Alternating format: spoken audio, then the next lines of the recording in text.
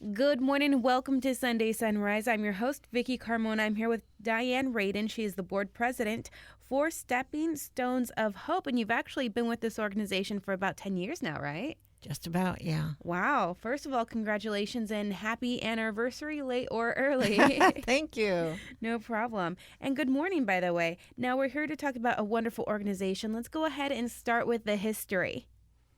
Stepping Stones of Hope actually started as an individual organization. It was founded by two gentlemen, one of which is still with us, Dr. Charles Finch. Mm-hmm. When we call him Chip, when Chip was going through medical school, he volunteered in Iowa for an organization that did grief work with children.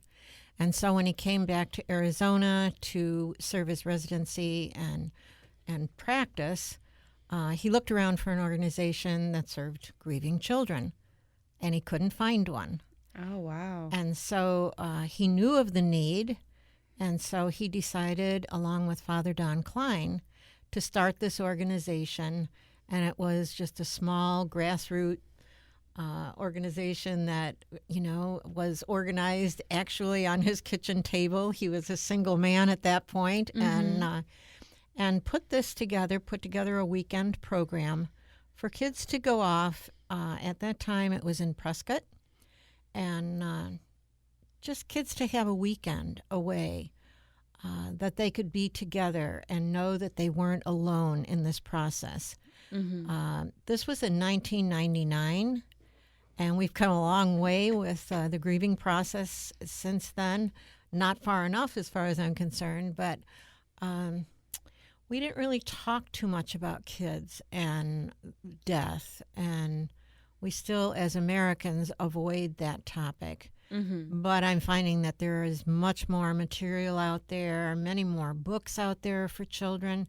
But in 1999, this was not something that kids got to talk about very much. So mm-hmm. kids came to camp, and they did that twice a year, April and October, and ran these weekend camps. They charged at that point $50 registration fee to help cover their costs. Everything was volunteer. We got a lot of things donated. And then the organization just continued to grow. More and more kids came. And in 2003, the decision was made to formalize a board of directors, apply for nonprofit status. Mm-hmm. And in 2003, we were granted that. And at that time, we became Stepping Stones of Hope. Mm-hmm. So it definitely sounds like this organization has definitely grown quite a bit. Well, we've gone from 2 programs, and now I'd have to think here a minute to think how many programs we have now. But we have about 7 or 8 different programs that we have. In 2003, we realized that kids were being dropped off by their parents or guardians, and then the parents and guardians would leave, mm-hmm. and the children were there for the weekend. And then after that weekend, we would send those children back with those same parents and guardians with no education really for parents and guardians as to how to deal with children who grieve. Because children grieve very differently than adults. And as adults, we kind of expect them to do what we're doing, and mm-hmm. they don't respond that way. They have a different process they go through. And so in 2003, September of that year, we formed a weekend on the same property for adults. So we have Camp Paz for kids and Camp Paz for grown-ups, and it was very, very successful. The adults were very grateful to get that information and understanding about children and how they grieve, and to have a space for themselves on the weekend to go through their own grief process. Oh, wow. So you guys are definitely always adding programs, looking at what the needs are and trying to adjust. We try very hard not to duplicate services that other organizations have. Mm-hmm. So let's see, we started out with Camp Paz, and then we built to a summer program, which came about in quite an interesting way, mm-hmm. And that is Camp Samantha. Camp Samantha was a camp that was put together out of a tragic circumstance of Samantha's family. Samantha was tragically a victim of homicide in California, and Samantha's father, the Fouch family, actually put together a Samantha Invitational as a way of honoring her memory. Mm-hmm. And so each year they had this golf tournament, and they would give the money to a library fund over in California, and that was their way of honoring Samantha. Well, Clay Fouch came and traveled to Arizona on business, and in the way of a conversation met Chip Finch, Dr. Finch, Mm-hmm. and they discussed business.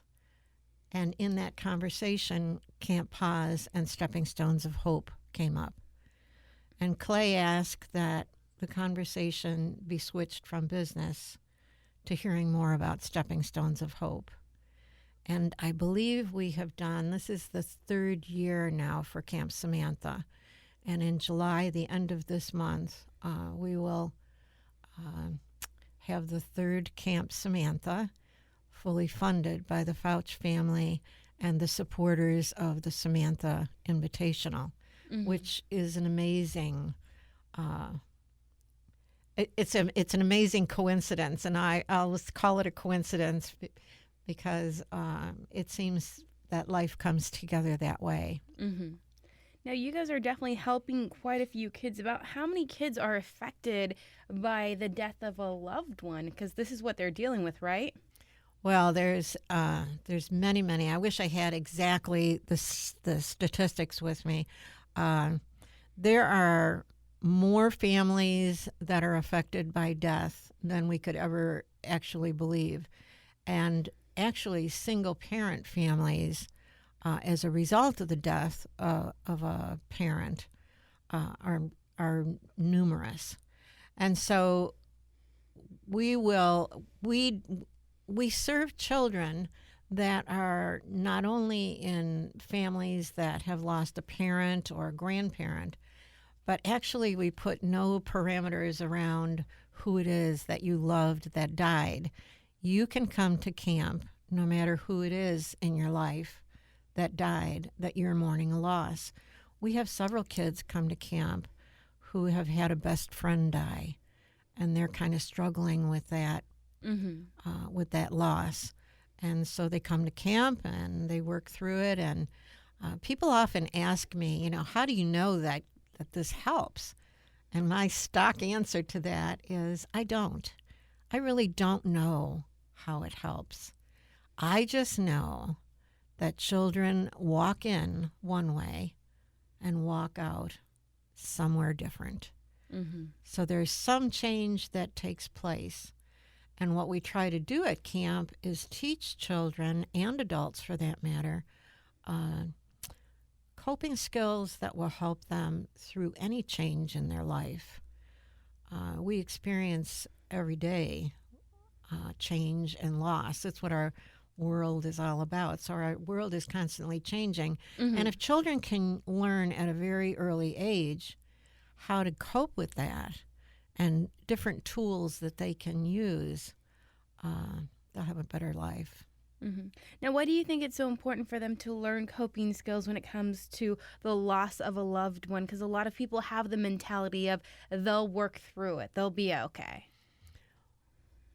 Pretty typically, especially in the last 5 years, I would say, I've been working in grief work for about 25 years, and probably in the last 5 years, I have seen more people coming forward saying, is it okay if I come to camp and the death loss actually occurred 5 years ago? Mm-hmm. And of course, the answer is yes. It doesn't matter when the death occurred. But we're finding more and more people are putting their grief on hold. As Americans, we're great for the coping skill of denial. We love using that one. very familiar to all of us, and it's a means to an end. It's a good coping skill as long as you don't use it forever. And so immediately after a death, it's really necessary to just get through that initial period where there's so many details to take care of, paperwork and death certificates and all insurance and all that stuff that comes with a loss. But when that is over with, when that's all handled, that's when the real grief sets in. Mm-hmm. And it's an individual journey. People handle it in their own way, and it's important to have simple tools. Just handing a child a piece of bubble wrap and saying, when you're feeling anxious, you can just take this bubble wrap and pop the bubbles. Mm-hmm. And just the sound of the bubbles cracking helps a child just, I don't want to say calm down, but go to a different level of relaxation or letting go. Mm-hmm. So simple tools like that, taking a pool noodle and beating a mattress instead of beating your brother, so healthy ways of moving what's inside, the feelings of anxiety and perhaps anger and there's a whole change going on in the house or a change in your routine, and it's hard, particularly for a child, to not only understand that because they're not fully developed. Their brain is not certainly fully developed, and actually children will re-grieve as that development process takes place. So many times kids will come to camp maybe at 8, 9 years old, and then as teenagers they ask to come back, and which is the reason we created a teen camp. Mm-hmm. A whole weekend just for teenagers to come. We just finished that in June. Oh, wow. So you guys are definitely doing quite a bit. Now, what happens with these kids if they don't learn how to grieve? Are there behavioral problems or anything?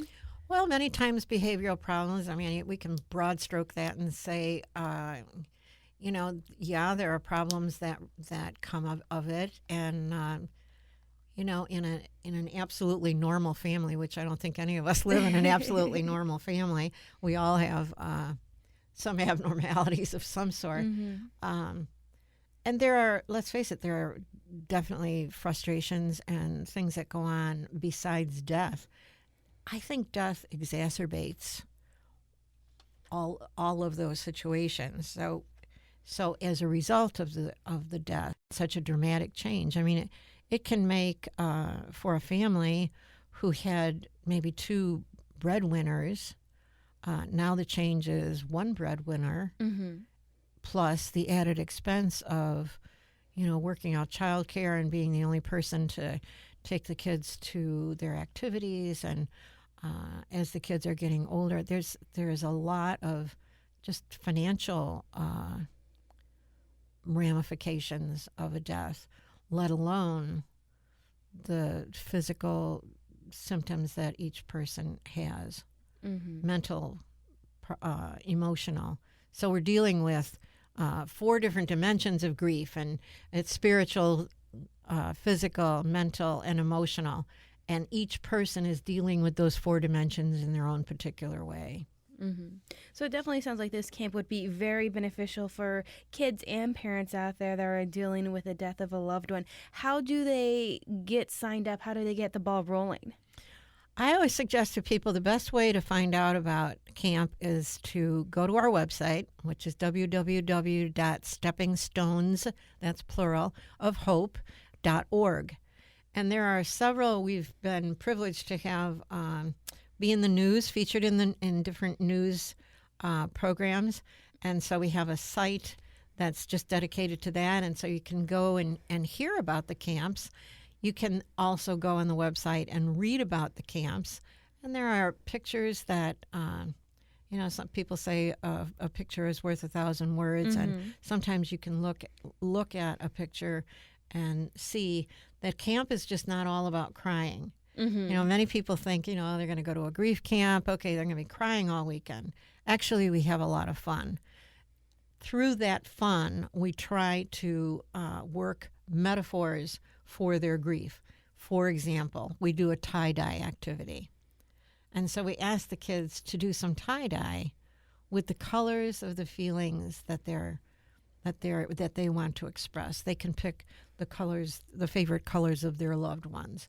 They can pick colors that they are relating to right now. And so kids come out making these beautiful colored T-shirts, and you see them all hanging on the on the clothesline, and it's amazing how everyone is different, and it's a great metaphor for everyone's process is different. So we all do it. We all have a similar situation, and we all express it differently. Definitely. Now, you guys are a nonprofit, like you guys mentioned. Is there any way for the community to help you guys out, or can people volunteer maybe? We actually have a site on our website that is for volunteers. There's an application process. The one requirement that we have is that you have experienced the loss of a loved one. So we get many social workers, many nurses, many people in the medical field, firefighters, crisis intervention people. Many of those people are drawn to doing volunteer work for us. But we have regular, ordinary people who just have the heart to help someone else because they want to give back as a result of their loss and their recovery. So we have kids as young as 14, 15 serving in setup roles. We call them our junior corps. So they come to camp and they do the setup and getting the paint all ready and the paintbrushes out and everything, the candles in a place where everybody can get everything so that everything's organized and runs smoothly. And all the way up to people that are retired, like myself, who find like a second career after their retirement. Perfect. So there's definitely a place for everybody if they want to help out. Absolutely. So they should check out the website, which is steppingstonesofhope.org, if they want to learn more about the organization. And I understand that you guys are on Facebook as well, right? Yes, we are. All right, perfect. So once again, go ahead and check out the website. Find them on Facebook. And Diane, I want to thank you so much for coming in today and telling us all about this great organization. Thanks for having me.